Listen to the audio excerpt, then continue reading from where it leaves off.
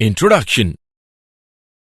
Sister, today I am going to perform an experiment which I had learnt yesterday in my school. Great! I would like to see the experiment. Yes, sure. We are going to measure the temperature of a liquid. We need just one flask of hot water and one thermometer. Firstly, we dip the thermometer into the glass. Then we measure the exact temperature of water. Brother, how this thermometer works? Listen, thermometer has mercury in it. When we put thermometer into hot water, then the heat from the water causes the expansion of the mercury. When mercury stops at a point, that point indicates the temperature of the water. It is quite interesting and I want to know something more about it. Students, today we will learn more about the thermal properties of matter. Objectives. At the end of this lesson, you will be able to define temperature and heat, measure temperature, analyze ideal gas equation and absolute temperature, calculate thermal expansion, evaluate specific heat capacity, define calorimetry, learn change of state, know about heat transfer, calculate thermal conductivity of a substance, define Newton's law of cooling, temperature and heat. Temperature of a body is defined as degree of hotness or coldness of a body. Its SI unit is Kelvin and degree Celsius is a commonly used unit of temperature. Heat is a form of energy which gives us the sensation of warmth. Its SI unit is joule and other commonly used unit is calorie. 1 calorie is equal to 4.184 joule. Its dimensional formula is ml square T to the power minus 2. Measurement of temperature. A device used to measure the temperature of a body is called thermometer. Thermometers are designed on different scales are following: Celsius scale, Fahrenheit scale, Kelvin scale, and Ramer's scale. Boiling point of water is known as upper fixed point. Freezing point of water is known as lower fixed point. Consider a body having temperature C on Celsius scale and F on Fahrenheit scale. Then C upon 100 is equal to F minus 32 upon 180. Example. Let's take an example on measurement of temperature. A newly designed thermometer has its lower fixed point and upper fixed point marked 5 degrees and 95 degrees respectively. Compute the temperature on this scale corresponding to 50 degrees Celsius. Let's see the solution.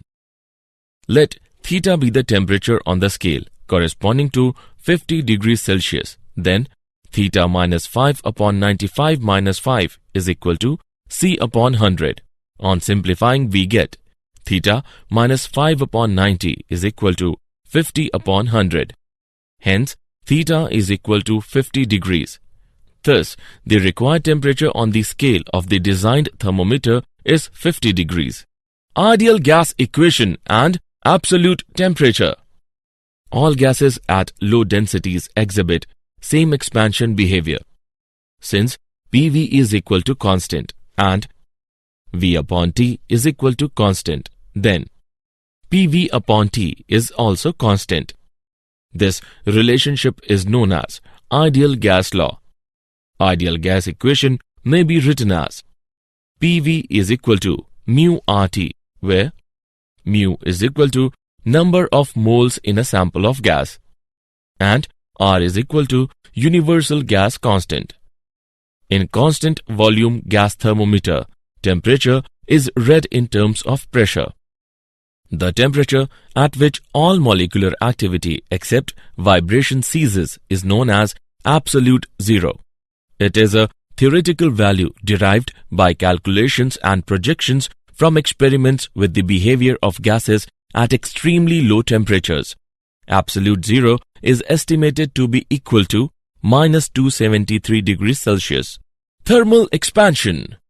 Thermal expansion is defined as the process in which a substance expands on heating. Thermal expansion is of following types. Number 1. Linear expansion. In this type of expansion, substance expands in one dimension only, that is, in length. Number 2. Aerial expansion. In this type of expansion, substance expands in two dimensions, that is, in length and breadth. Number 3. Volumetric expansion.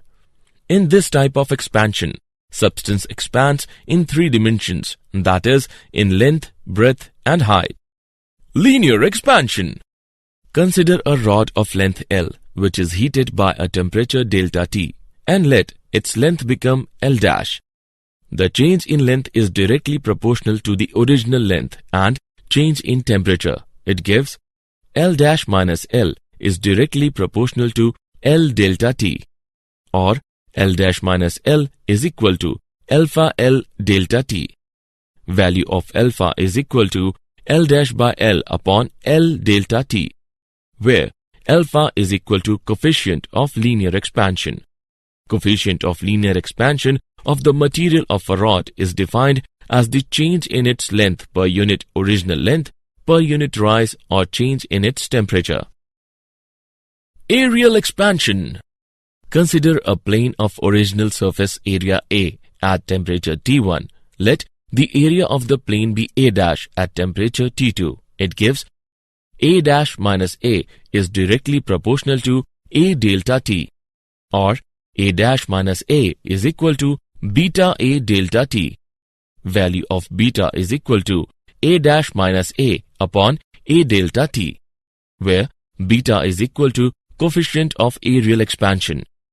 Coefficient of aerial expansion is defined as the change in the area of the body per unit original area per unit rise or change in its temperature. Volumetric expansion.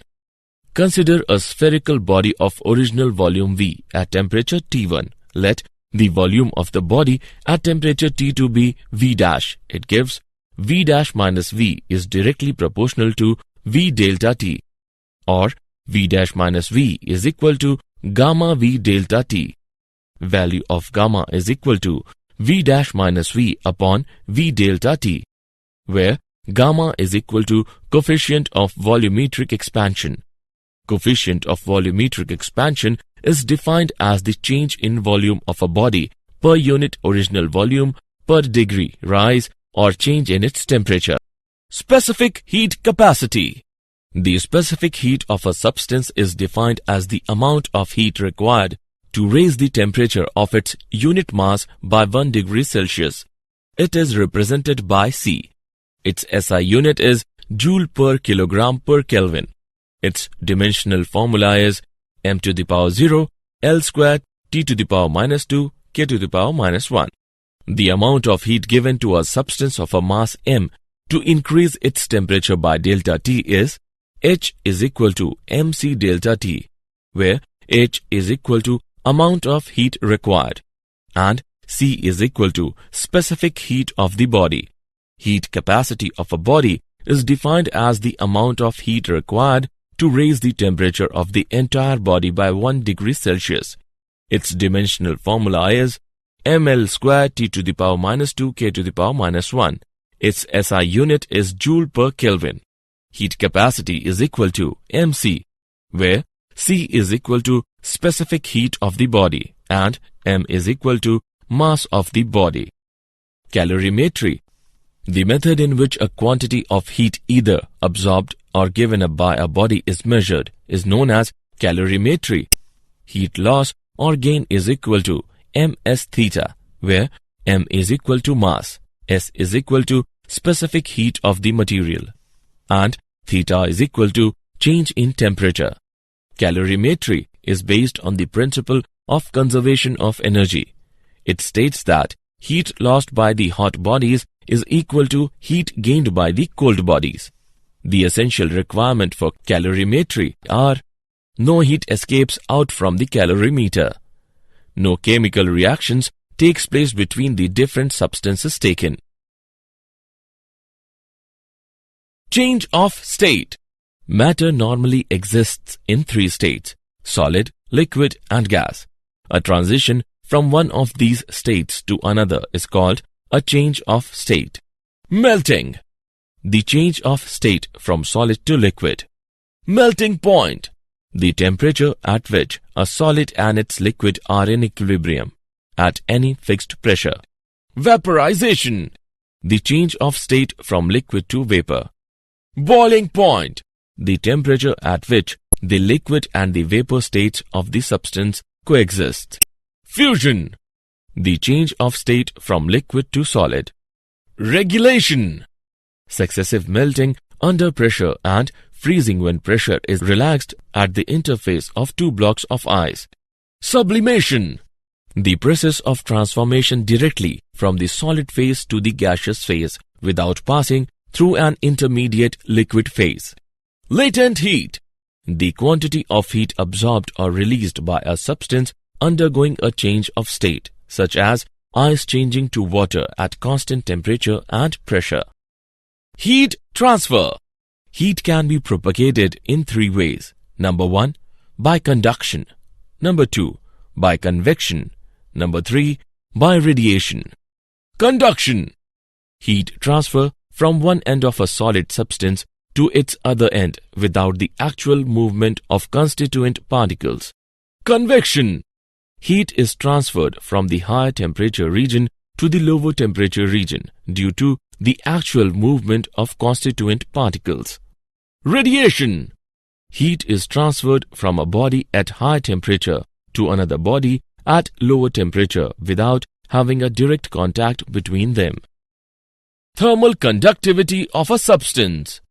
The amount of heat transferred from the higher temperature of a solid substance to the lower temperature is directly proportional to the area of cross-section of its faces. The temperature difference between two faces, time, and inversely proportional to the separation between the two faces. It gives Q is equal to Ka T1 minus T2 into T upon D, where K is a constant of proportionality and is called coefficient of thermal conductivity of the material of the substance. The coefficient of thermal conductivity of a substance may be defined as the amount of heat transferred from one phase of a unit cube of that substance to the opposite phase in unit time when these two phases are maintained at a unit temperature difference. Example. Let us take an example of thermal conductivity. Two rods A and B are of equal length. Each rod has the ends at temperature T1 and T2. What is the condition that will ensure equal rates of flow of heat through the rods A and B? Let's see the solution. Given L1 is equal to L2, since equal rates of flow of heat through the rods are being ensured, therefore delta Q1 upon delta T is equal to delta Q2 upon delta T. On solving the expression, we get A1 by A2 is equal to L1 by L2 into K2 by K1. Hence, A1 by A2 is equal to K2 by K1. Thus, the cross-sectional area of two rods must be in the inverse ratio of their thermal conductivities. Newton's law of cooling. It states that the rate of cooling of a body is directly proportional to the difference of the temperature of the body and the surrounding. The rate of cooling is directly proportional to T minus T naught. This law is valid when the temperature difference is not too large. Let's see the proof. Consider a body at a temperature T surrounded by a temperature T naught.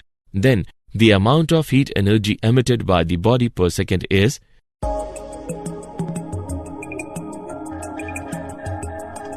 E is equal to sigma belongs to A T minus T naught into T plus T naught into T square plus T naught square. Since T is very close to T naught, it implies